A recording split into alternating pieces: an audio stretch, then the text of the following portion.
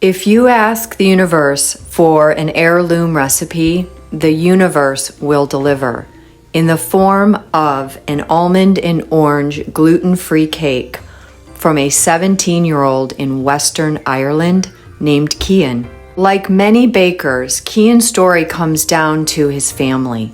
His mother was diagnosed with celiac 3 years ago, and he started with a very approachable gluten-free brownie. Chocolate is something that is really great for gluten-free and vegan baking. And after a while, his mother said, could you make some other flavors? His adaptation started with a lemon and polenta cake recipe, a Claire Sofrit's olive oil cake, and a couple of others. This almond orange gluten-free cake is incredibly moist, sweet, and very delicious. The flavor pairings are optional, so I chose to segment oranges and make a decorative bottom that would become the top. And I ground my own almonds for almond meal.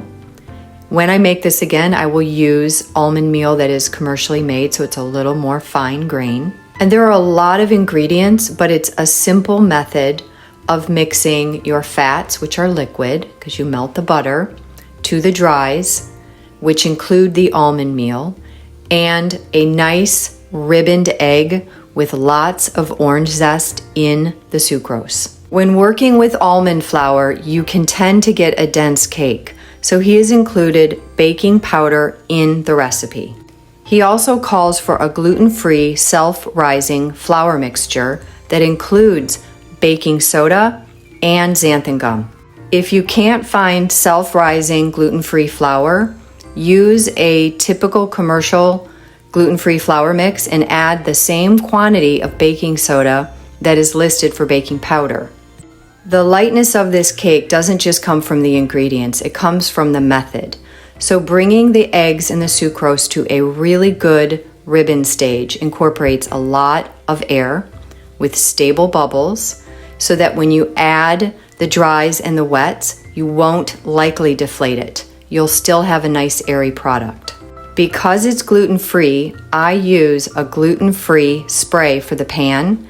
And when I use the parchment, it doesn't need to exactly go all the way to the edge as long as it's sprayed. Because as I add the orange segments, I'm doing it in a decorative way, I want to make sure to get the cake out. So as an extra insurance policy, I added parchment to the sides of the inside of the pan, and then I sprayed them very lightly with the gluten-free spray. The first step in making this cake is to bring your eggs to the ribbon stage. That means when you drizzle them, the little ribbon that sits on top of the batter does not disappear for several seconds. I melted the butter gently so that it's not hot, and then the extracts and the olive oil are mixed into the melted butter.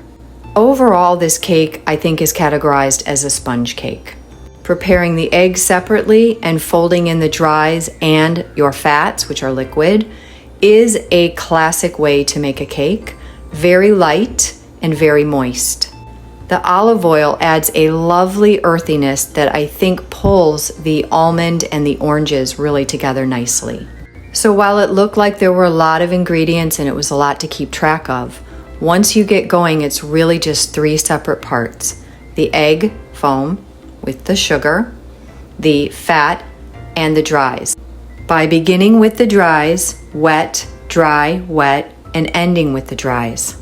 Because there is no gluten in this recipe, you are not at risk of overworking the gluten and causing a tough cake. You are, however, in danger of deflating the eggs. To prevent this, your first additions do not get folded in all the way. There should be streaks remaining. The last inclusion is the one where you want to make sure that there are no streaks. Streaks will cause an unstable bake where you'll either be able to see it or you'll have collapse. I chose an 8-inch round, but you can do 2 6-inch rounds. I baked it until it was golden and pulling away from the edges just a little bit, and when pressed, it popped back up. Cian's been working in a bakery. He started out as a dishwasher, but he's worked his way up, and this cake is not only a family favorite for all their celebrations, but it's also a favorite at the bakery, and most people don't even know it's gluten-free.